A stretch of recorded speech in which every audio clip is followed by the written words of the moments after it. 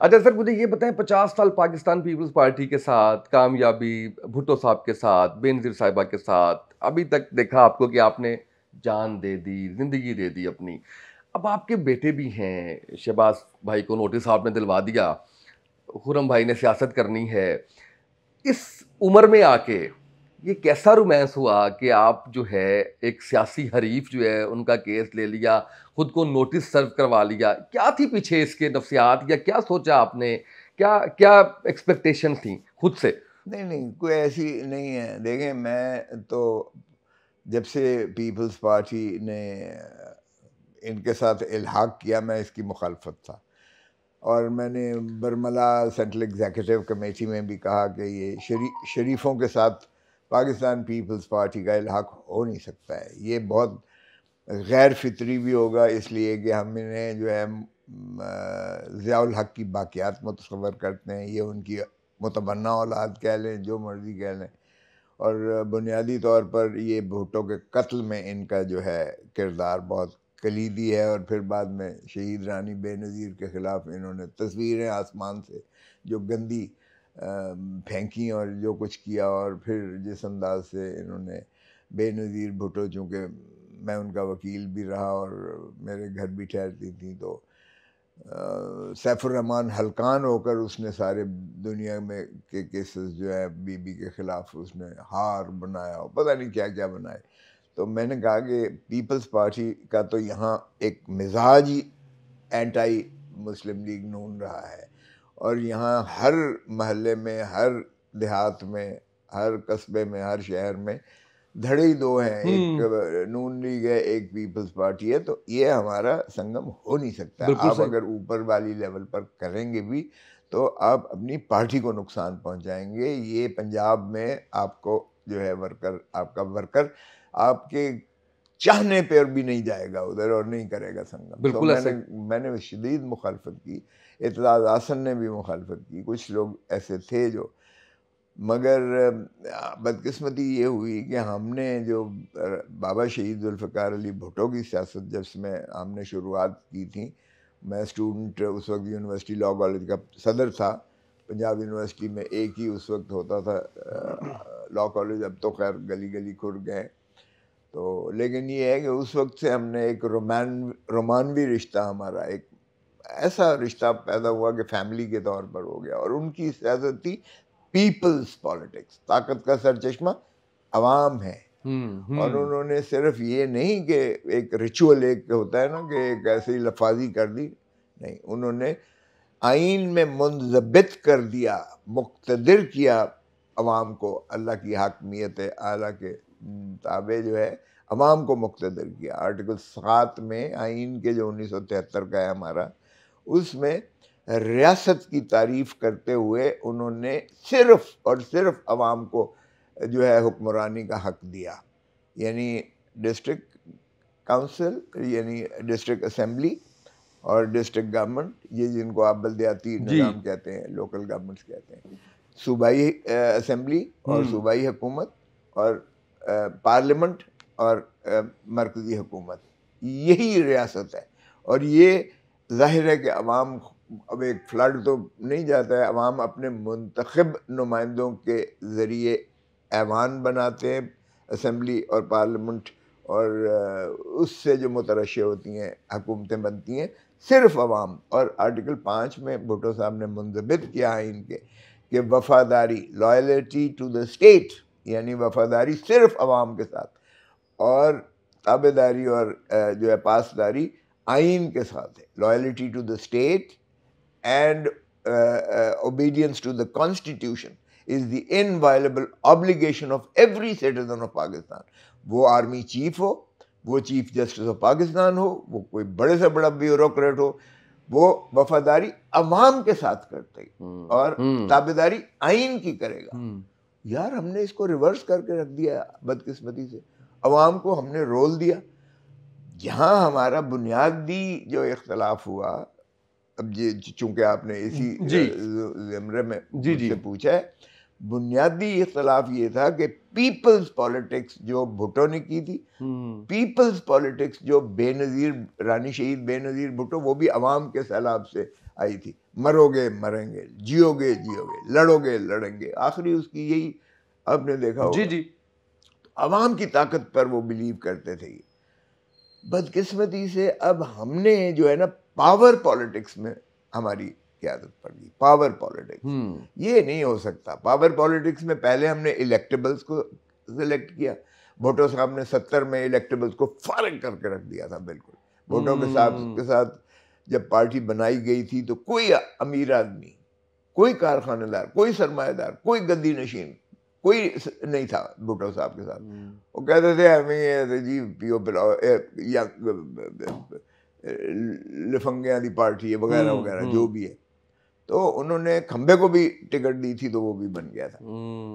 अब ये पोजीशन हुई कि फिर इलेक्टेबल्स में आ गए, वो जी पैसे दो और टिकट दो और पैसे दो और इलेक्शन जीतो, पैसे दो। और अब ये एक अजीब सी आ गई, या आप बरादरीज़्म में आ गए या फिर इलेक्टेबल्स में उस तरह से पैसे लेके इस तरह से आ गए। तो ये जो सियासत है जाहिर है कि ये हमें तो कम से कम जो पुराने पीपल्स पार्टी वाले हम इसको एक्सेप्ट नहीं कर सकते। फिर अब फिर वो जो है ना इलेक्टेबल्स को फारिग हो गए।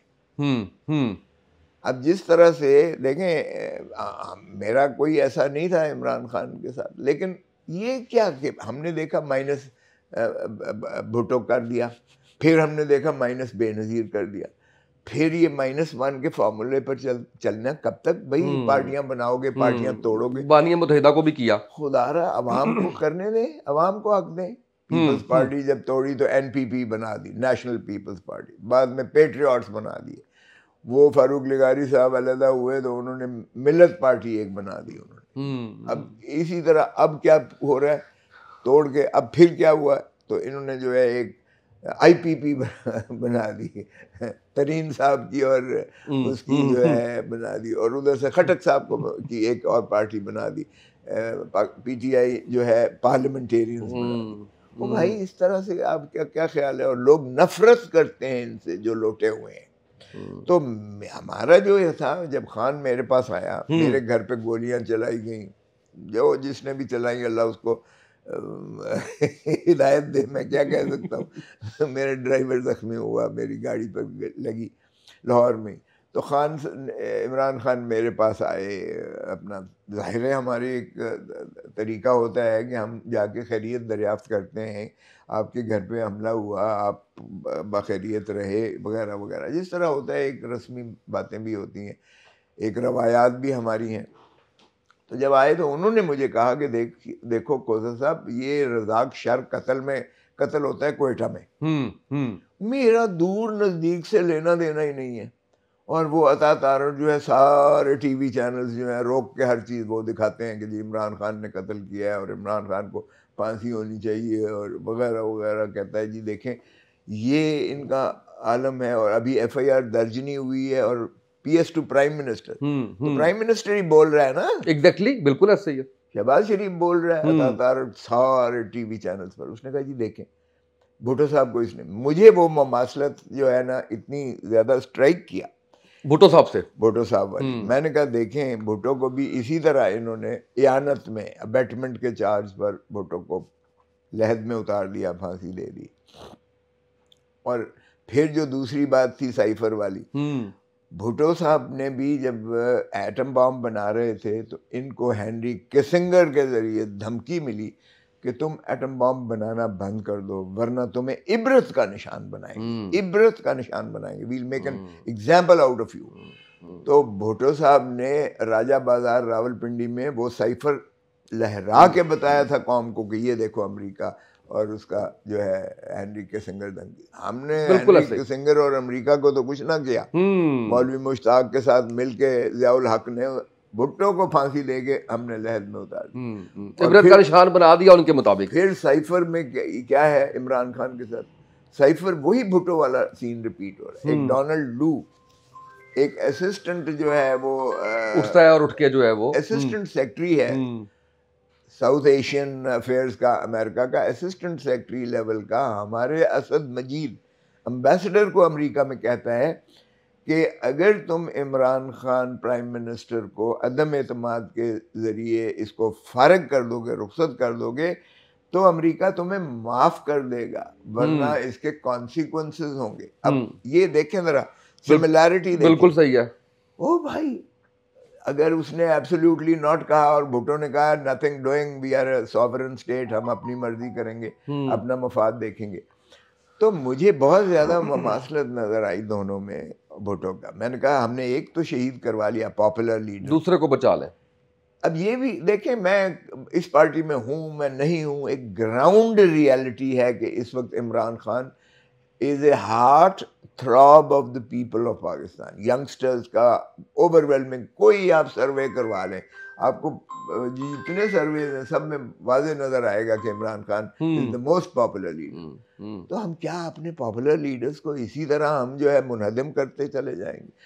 मैंने खान साहब का वहाँ केस एक्सेप्ट किया क्योंकि उन्होंने रिक्वेस्ट की और उन्होंने कहा मेरी टीम जो है लीगल टीम, उन्होंने कहा है कि उन्होंने हाथ खड़े कर दिए, उन्होंने कहा ये खोसा ही कर सकता है तो उसका बाहर कर, तो मैं आपसे रिक्वेस्ट करता हूँ। उन्होंने मुझसे रिक्वेस्ट की और मैंने वो एक्सेप्ट की।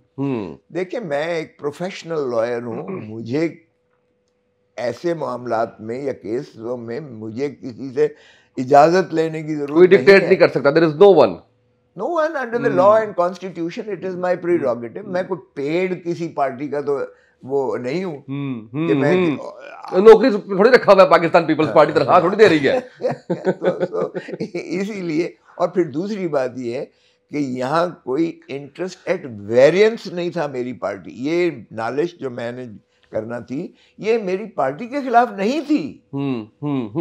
इसमें कोई दूसरी तरफ जरदारी साहब या बिलावल साहब या पीपल्स पार्टी फरीक नहीं थे। Yes yes.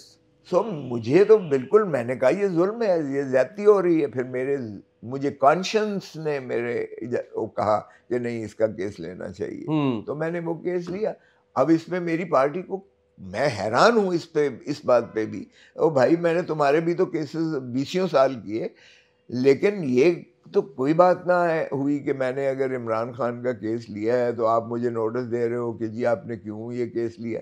ये मुझे कोई नोटिस दे सकता है कानूनी तौर पर, इखलाकी तौर पर, किसी हवाले से भी नहीं दे सकते। तो मैंने उसका जवाब देना ही मुनासिब नहीं समझा। वो तो आपने फाड़ के फेंक दिया था। मैंने कहा रद्दी की टोकरी में जाने लायक है ये जो लव लेटर है। तो मैंने, इसलिए ऐसी कोई बात नहीं है कि मेरा कोई हुआ, लेकिन मेरा असूली इख्तलाफ था, बुनियादी इख्तलाफ था। मैं पार्टी को पीपल्स पॉलिटिक्स करते देखना चाहता हूँ, जो भुट्टो की पार्टी थी, जो बेनज़ीर की पार्टी थी। पावर पॉलिटिक्स में शरीफों का कोई मुकाबला नहीं कर सकता।